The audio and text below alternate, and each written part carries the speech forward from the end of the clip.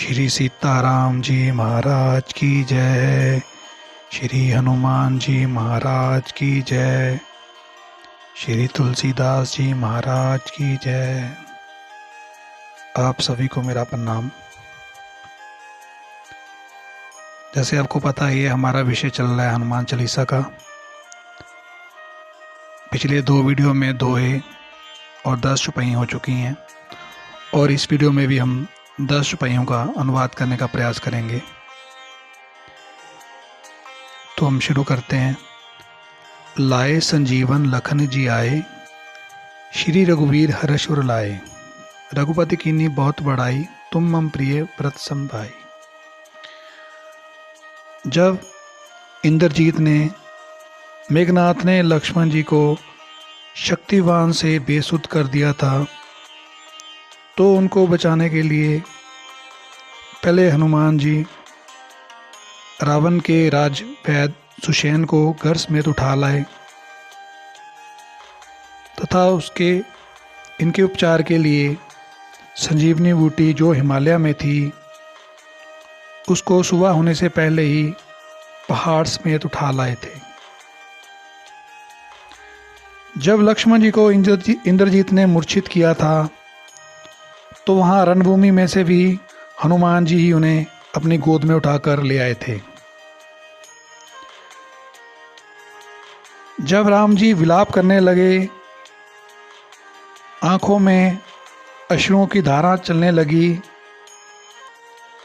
और निराशा का माहौल हो गया, तो हनुमान जी ने राम जी से कहा, प्रभु अगर आप आज्ञा दें तो जैसे कहा जाता है कि चंद्रमा में अमृत है, तो मैं चंद्रमा को निचोड़कर अमृत ले आऊं। पताल में कहते हैं कि अमृत का घड़ा है, तो मैं पताल से अमृत का घड़ा उठा लाऊं। या फिर अगर आप आज्ञा दें तो मैं मृत्यु को ही मार डालूं। फिर जामवंत के कहने पर हनुमान जी सुषेण वैद को लंका से लेकर आए। आपने संजीवनी बूटी लाकर लक्ष्मण जी को जीवन दान दिया।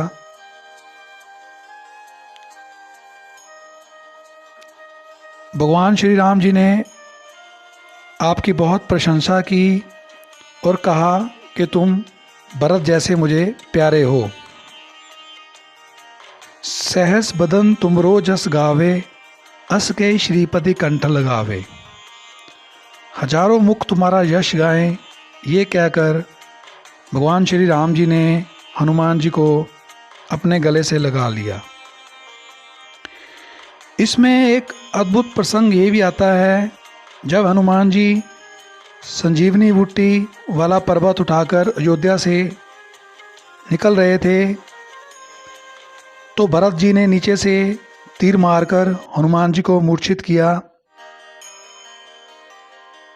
इस तरह वहाँ पे हनुमान जी और भरत जी की भेंट हुई थी। जब हनुमान जी राम जी के पास पहुँचे संजीवनी बूटी लेकर, और हनुमान जी जो संजीवनी बूटी लाए थे उससे उपचार करके वैद सुषेण ने लक्ष्मण जी को स्वस्थ किया, तो राम जी बहुत खुश हुए, बहुत हर्षित हुए। जब उन्होंने उनको अपने गले से लगाया और बोला, हे हनुमान, आज तुम्हें गले लगाकर ऐसा प्रतीत हो रहा है जैसे मैं भरत से मिल रहा हूँ। मुझे भरत से मिलने की अनुभूति सी हो रही है। इसी तरह जब भरत जी ने एक बार हनुमान जी को गले लगाया, तो उन्होंने बोला, आप अवश्य ही राम जी के हृदय में बसते होंगे, क्योंकि आपको गले लगाकर मुझे राम जी से मिलने की अनुभूति हो रही है। ऐसा है राम जी का हनुमान जी से स्नेह और हनुमान जी की भक्ति। सनकादि ब्रह्मादि मुनीसा, नारद सारद सहित ईसा।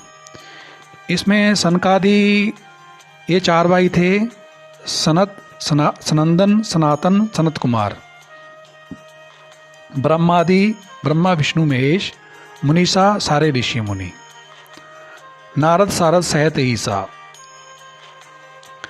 नारद शारदा सहित अहिसा। अहिसा हुआ शेषनाग। ये सभी देवता तथा शेषनाग आपका गुणगान करते हैं।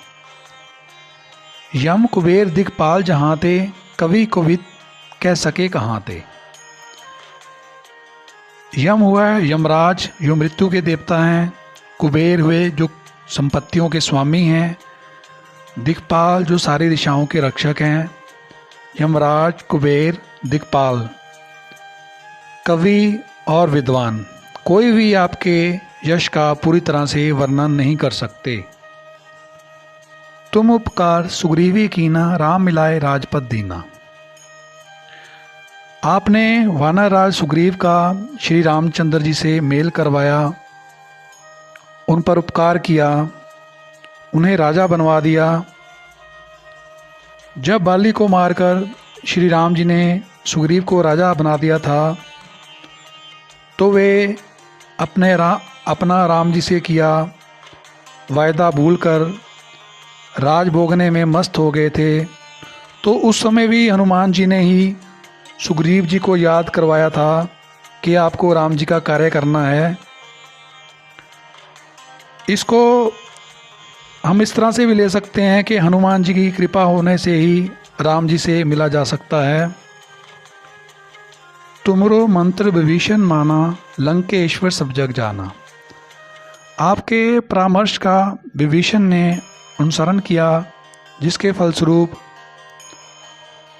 वे लंका के राजा बने। इसको सारा संसार जानता है। एक बार हनुमान जी को राम जी ने बोला कि हे हनुमान, सुग्रीव को भी एक पद मिला, वो राजा बने।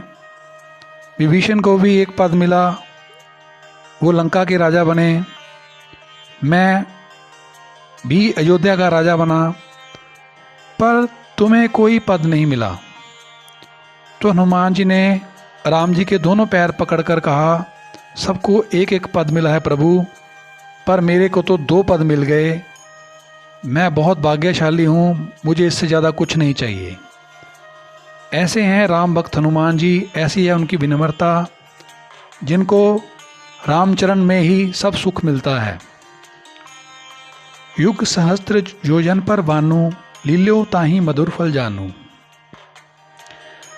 जो सूर्य हजारों योजन दूर है, जहाँ तक पहुँचने में हजारों युग लगते हैं, उस सूर्य को आपने मीठा फल समझकर निगल लिया था। ये संकट मोचन में भी आता है। हनुमान अष्टक में बाल समय रवि बख्श लियो, तब तीनों ही लोक बेओ अंधियारो। इससे पता चलता है आप बचपन में ही बहुत बलशाली थे।